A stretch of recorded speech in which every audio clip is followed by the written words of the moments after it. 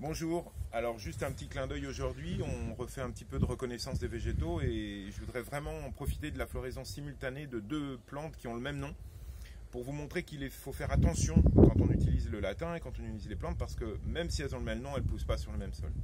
La vedette ici en floraison maintenant, on est mi-mai, c'est l'iris. Alors vous l'avez vu souvent dans mon jardin, mais j'adore le violet, j'adore le mauve, le pourpre, qui se mélange très bien avec le gris. Et cet iris, on est bien d'accord, c'est l'iris des jardins. L'iris germanica, l'iris allemand. Je vous rappelle juste que l'iris est la fleur des rois. Tout le monde parle du lys comme fleur des rois, mais c'est faux. Les premiers dessins étaient liés par rapport à l'iris.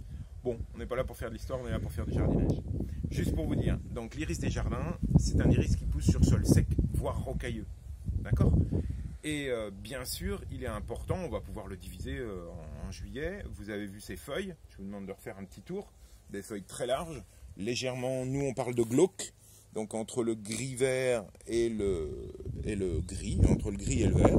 Mais cette super fleur, bah alors celui-là, je l'adore vraiment, très pourpre.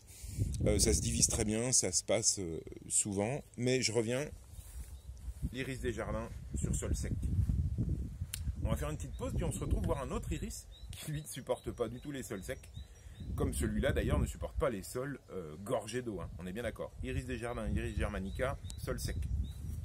Bon ben voilà, jardinier canotier a changé de look pour vous montrer un petit coin un peu humide du jardin où vous allez apercevoir la fleur jaune. Alors vous allez revenir par là. Voilà. La fleur jaune qui est derrière.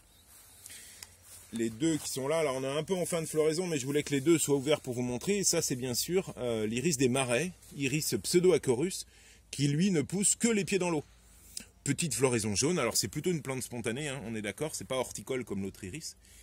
Mais voyez ces feuilles beaucoup plus longues, aussi glauques, entre le vert et le gris, mais relativement intéressant pour fixer les berges, pour avoir ce petit coin d'humidité dans le jardin. Voilà, je termine la vidéo. Tout ça pour vous dire que oui, c'est facile d'avoir un beau jardin, il faut avoir un petit peu de connaissances et surtout faire attention en disant bah voilà l'iris c'est sol sec. Non, vous avez vu sur la même plante, alors je m'entends, la plante qui a le même genre, donc le même premier nom latin, iris, peut se décliner en iris des marais, iris pseudocorus ou iris d'Allemagne, donc iris germanica. Et les deux n'ont pas du tout le même sol.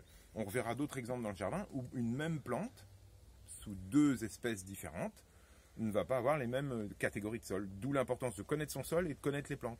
Voilà, juste un clin d'œil par rapport à ces iris qui étaient en pleine fleur. Voilà. Gros bisous, à bientôt.